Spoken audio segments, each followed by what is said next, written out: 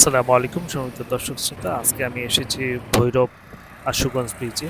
এটা হচ্ছে আশুগঞ্জ ব্রিজের টুল প্লাজা। তো আমি আস্তে আস্তে হেঁটে হেঁটে যাচ্ছি। আজকে কিন্তু আবহাওয়াটা অনেকটা ভালো ছিল, রৌদ্রোজ্জ্বল আবহাওয়া। তো অল্প সময়ের মধ্যে আমি ব্রিজে পৌঁছে যাব। এই তো ব্রিজের উপর আমি দাঁড়িয়ে আছি। এখন কিন্তু নদী কিন্তু পানিতে কানায় কানা পরিপূর্ণ। পাশে যে লোহার ব্রিজটি দেখতে পাচ্ছেন, এটি হচ্ছে রেল যাওয়ার জন্য তৈরি করা হয়েছে। বাংলাদেশ স্বাধীন হওয়ার পরবর্তীতে কিন্তু এই ব্রিজটি তৈরি করা হয়। যদিও অনেক পুরনো, কিন্তু অনেকটা মজবুত কিন্তু এখনো রয়েছে। তো এই ছিল আজকে আপনাদের দেখানোর মতো।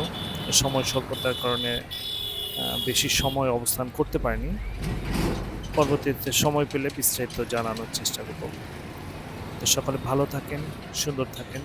আল্লাহ হাফেজ। আসসালামু আলাইকুম ওয়া রাহমাতুল্লাহ।